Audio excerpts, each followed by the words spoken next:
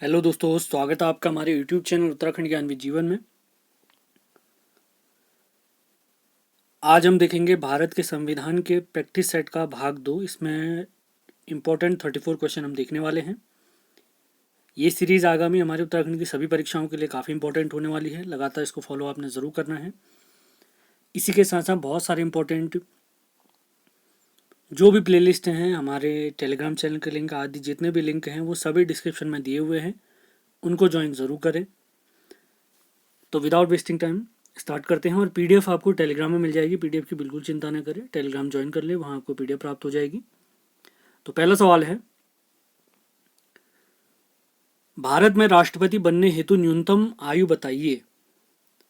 भारत में राष्ट्रपति बनने हेतु न्यूनतम आयु बताइए। तो इसका राइट आंसर है 35 वर्ष। वर्तमान में भारत के राष्ट्रपति रामनाथ कोविंद जी हैं और इसी साल राष्ट्रपति के चुनाव भी होने वाले हैं, जिसमें बीजेपी के कैंडिडेट हैं आदिवासी महिला द्रौपदी मुर्मू जी। तो उनके बनने के काफ़ी चांसेस हैं, जिसका रिजल्ट कुछ टाइम में आ जाएगा। अगला सवाल देखते हैं। दूसरा सवाल है, भारतीय संविधान की प्रस्तावना में किस संविधान संशोधन द्वारा 3 शब्द जोड़े गए। प्रस्तावना में अगर पूछा जाता है कितनी बार संविधान संशोधन हुआ है, तो केवल एक बार हुआ है। उसमें 3 शब्द जोड़े गए थे, जिसके बारे में पूछा जा रहा है कि कौन सा संविधान संशोधन है। तो इसका राइट आंसर है 42वां संविधान संशोधन, 1976 में हुआ था। ये प्रियम्बल कहते हैं इसे, आपने ध्यान रखना है। अगला सवाल देखते हैं। प्रस्तावना में 3 जोड़े गए शब्दों में से एक नहीं है, कौन सा शब्द नहीं है। तो धर्मनिरपेक्ष यानी सेकुलर है, समाजवादी यानी सोशलिस्ट है, अखंडता भी है, लेकिन जनगणना शब्द नहीं जोड़ा गया था। अगले सवाल की तरफ बढ़ते हैं। गांधी जी ने पोस्ट डेटेड चेक की संज्ञा किसे प्रदान की। गांधी जी ने पोस्ट डेटेड माने बाद का चेक, बाद की तिथि का चेक किसे घोषित किया। तो चौथे सवाल का राइट आंसर है option number B, Cripps mission 1942 का। अगला सवाल देखते हैं। इंटरनेशनल न्यायालय यानी अंतर्राष्ट्रीय न्यायालय, इंटरनेशनल कोर्ट ऑफ जस्टिस भी कहते हैं इसे, इसका मुख्यालय कहाँ पर है। तो इसका मुख्यालय है, एक शहर है द हेग, और ये द हेग जो शहर स्थित है ये नीदरलैंड्स में स्थित है, नीदरलैंड। अगला सवाल देखते हैं, छठा सवाल। दुनिया का पुलिसमैन किसे कहा जाता है। छठा सवाल है। यूनाइटेड नेशन का ही एक पार्ट है सुरक्षा परिषद, उसी को दुनिया का पुलिसमैन कहते हैं। यूनाइटेड नेशन की स्थापना 24 अक्टूबर 1945 को हुई थी, आपने ध्यान रखना है। और इसी वजह से 24 अक्टूबर को हम हर साल यूनाइटेड नेशन डे यानी संयुक्त राष्ट्र दिवस भी मनाते हैं। अगला सवाल है, छठा सवाल। संयुक्त राष्ट्र संघ यूनाइटेड नेशन ऑर्गेनाइजेशन के कितने अंग हैं। 4, 7, 6 या 8। तो सातवें सवाल का राइट आंसर है, इसके टोटल 6 भाग हैं। अगला सवाल देखते हैं। सुरक्षा परिषद के स्थायी सदस्य हैं। तो सुरक्षा परिषद या सिक्योरिटी काउंसिल के स्थायी सदस्य कितने हैं। तो इसके 5 स्थायी सदस्य हैं, जिसका कोड है FRECA। France, Russia, England, China और America. France, Russia, England, China और अमेरिका। फ्रेका करके आप लोग याद रखेंगे, इसका कोड है। अगला सवाल देखते हैं। अंतर्राष्ट्रीय न्यायालय यानी the international court of justice के न्यायाधीशों का यानी जो जस्टिस होते हैं उनका कार्यकाल बताइए। तो 9वें सवाल का राइट आंसर है 9 साल। इसका मुख्यालय हम ऊपर देख चुके हैं, आपने ध्यान दिया होगा। अगला सवाल देखते हैं। संयुक्त राष्ट्र संघ की प्रथम महिला अध्यक्ष बताइए, भारत की तरफ से भी और विश्व में भी। तो संयुक्त राष्ट्र के जो सबसे बड़े अधिकारी होते हैं वो चेयरपर्सन होते हैं, जिन सेक्रेटरी जनरल होते हैं, जिन्हें महासचिव कहते हैं। अध्यक्ष हर साल चुने जाते हैं, अध्यक्ष हर साल चेंज होते हैं, जबकि महासचिव 5-5 साल के लिए चुने जाते हैं। तो संयुक्त राष्ट्र संघ की प्रथम महिला अध्यक्ष बताइए पूछता है, ये भारत की विजय लक्ष्मी पंडित हैं। इनके भाई साहब का नाम जवाहरलाल नेहरू है, ये उनकी बहन है। अगला सवाल देखते हैं, 11वां सवाल, सर्वप्रथम गैर कांग्रेसी सरकार का गठन किस राज्य में हुआ? तो इसका राइट आंसर है केरल। केरल जिसकी राजधानी त्रिवेंद्रम है, ऑफिशियल लैंग्वेज मलयालम है। 12वां सवाल देखते हैं, वेम्बनाड झील भी केरल में स्थित है, आपने ध्यान रखना है। वेलिंगटन द्वीप, वेलिंगटन आइलैंड भी केरल में स्थित है। विधानसभा सदस्य बनने हेतु मिनिमम एज या न्यूनतम आयु बताइए, यानी विधायक बनने की न्यूनतम आयु हमसे पूछी गई है, तो इसका राइट आंसर है 25 वर्ष। मैक्सिमम की कोई लिमिट नहीं है।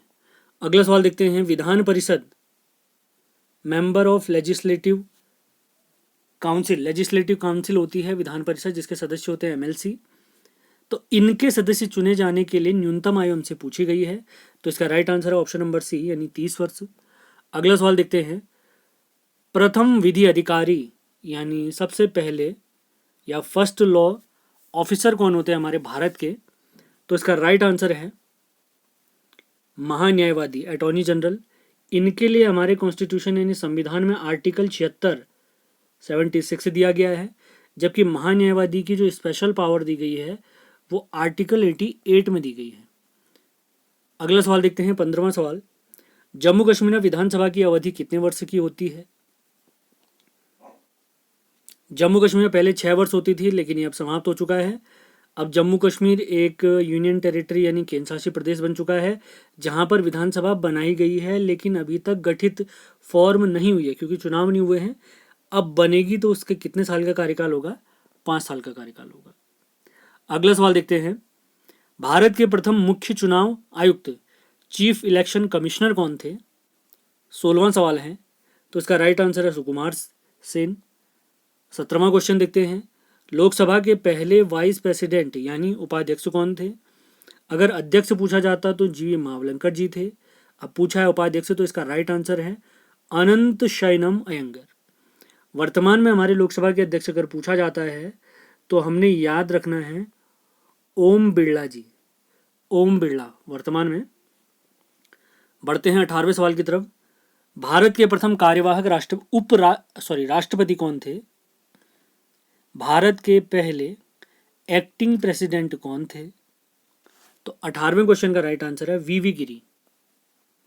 19वां क्वेश्चन देखते हैं, भारत का एक उपराष्ट्रपति होगा, यह किस आर्टिकल या अनुच्छेद में दिया गया है?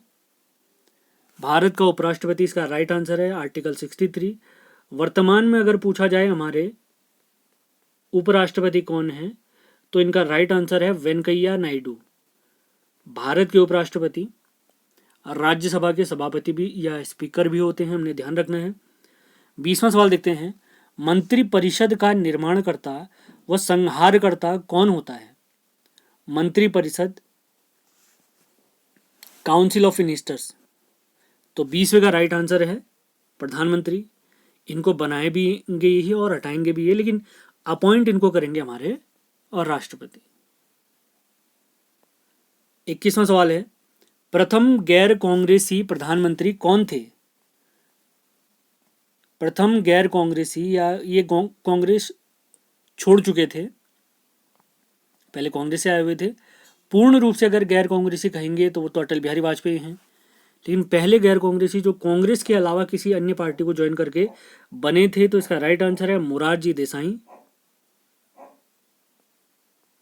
बढ़ते हैं 22वें सवाल की तरफ, संयुक्त अधिवेशन में निर्णय किस आधार पर लिए जाते हैं? संयुक्त अधिवेशन, ज्वाइंट सेशन कहते हैं इसे।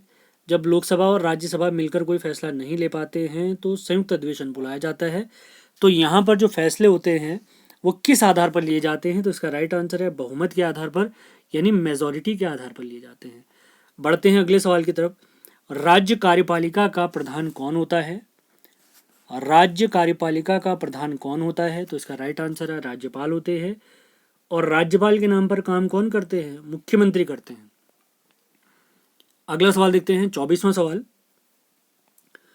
संसद का उच्च सदन यानी अपर हाउस बताइए। तो इसका राइट आंसर है राज्यसभा। यदि निम्न सदन या लोअर हाउस अगर पूछा जाता तो इसका राइट आंसर होता लोकसभा। 25वां सवाल देखते हैं, भारत का लघु संविधान किस संविधान संशोधन को कहा गया है? हमारा संविधान लागू हुआ था 26 जनवरी 1950 को, उसके बाद हमारे संविधान में जो भी चीज़ें जोड़ी गई हैं वो संविधान संशोधन के तहत जोड़ी गई हैं। तो किस संविधान संशोधन को लघु संविधान या मिनी कॉन्स्टिट्यूशन कहा गया है? 42वें संविधान संशोधन को। इसके तहत क्या क्या हुआ था? इसके तहत हमने मूल कर्तव्य जोड़े थे, काफ़ी महत्वपूर्ण है। मूल कर्तव्य के लिए जो रिकमेंडेशन यानी सिफारिश की थी स्वर्ण सिंह जी ने की थी, और इसी के तहत हमने याद रखना है प्रस्तावना में 3 नए शब्द जोड़े थे, जैसे अखंडता, पंथ निरपेक्ष और समाजवादी 3 नए शब्द जोड़े थे। विधानसभाओं का कार्यकाल 5 से बढ़ाकर 6 साल किया गया था। राष्ट्रपति को मंत्रिपरिषद की सिफारिश मानने के लिए यहाँ पर मजबूर किया गया था, लेकिन इनको बाद में वापस भी ले लिया गया था। तो लघु संविधान अगर पूछा जाता है तो हमने याद रखना है 42वें संविधान संशोधन 1976 को लघु संविधान कहते हैं। अगला सवाल देखते हैं, असहयोग आंदोलन को गांधी जी ने वापस लिया था। असहयोग आंदोलन को गांधी जी ने वापस लिया था, किस वर्ष लिया था? तो याद रखेंगे 1922 में एक घटनाक्रम हुआ था, चौरी चौरा कांड। चौरी चौरा कांड ये 4 फरवरी या 5 फरवरी के दिन हुआ था, हमने याद रखना है, अलग अलग किताब में अलग फैक्ट दिया है। 4 फरवरी या 5 फरवरी यहाँ पर गोरखपुर में कुछ आंदोलनकारियों की हत्या कर दी थी पुलिसकर्मियों ने। तो आंदोलनकारियों ने पुलिसकर्मियों को जिंदा जला दिया था उनकी जेल में। तो उसी से आहत होकर गांधी जी ने असहयोग आंदोलन वापस ले लिया था 12 फरवरी के दिन, हमने याद रखना है 1922 में। अगला सवाल देखते हैं, गांधी इरविन समझौता। गांधी इरविन समझौता ये कब हुआ था? गांधी इरविन समझौता, तो इसका राइट आंसर है 1931, जिसके बाद कांग्रेस ने गोलमेज सम्मेलन यानी दूसरे गोलमेज सम्मेलन में भाग लेने का फैसला लिया था। अगला सवाल 28वां सवाल देखते हैं, क्रिप्स मिशन भारत कब आया था? तो 28वें सवाल का हमारा राइट आंसर है ऑप्शन नंबर सी 1942। अभी ऊपर हमने देखा भी था इस बारे में जानकारी। अगला सवाल देखते हैं 29वां सवाल, भारत रत्न से सम्मानित पहली महिला बताइए। महत्वपूर्ण सवाल है, यह भारत का सबसे बड़ा सम्मान है। तो 29वां सवाल, भारत रत्न से सम्मानित पहली महिला है, इसका राइट आंसर है इंदिरा गांधी। 29वें क्वेश्चन का राइट आंसर है option number D, Indira Gandhi. Mother Teresa ji को भी दिया गया लेकिन इनके बाद दिया गया है। भारत रत्न से सम्मानित पहली महिला है इंदिरा गांधी। अगला सवाल देखते हैं, भारत का सर्वोच्च सम्मान बताइए। तो ये हम देख चुके हैं, नंबर 1 पे भारत रत्न, नंबर 2 पे पद्म विभूषण, नंबर 3 पे आता है पद्म भूषण और नंबर 4 पे आता है पद्म श्री।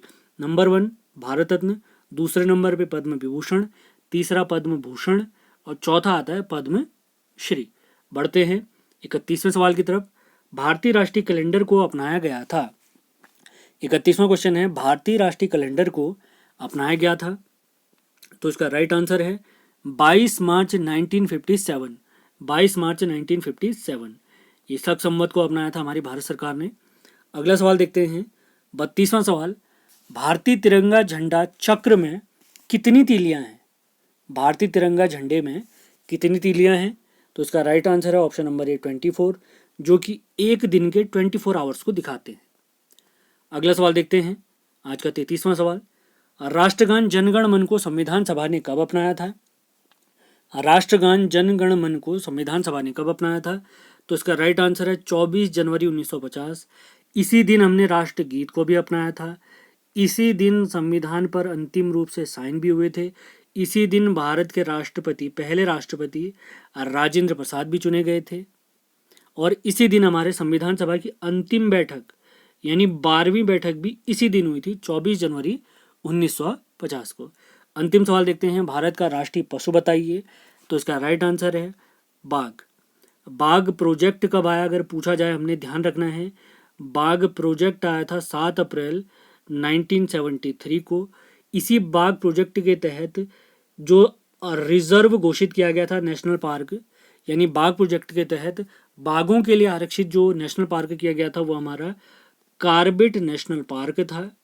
1973 नवंबर में किया गया था इसको, 1973 नवंबर में। उम्मीद है सेशन आपको पसंद आया होगा। पसंद आया तो इसको लाइक और शेयर ज़रूर करना है आपने। PDF आपको टेलीग्राम से मिल जाएगी। तो मिलते हैं अगले वीडियो में। धन्यवाद।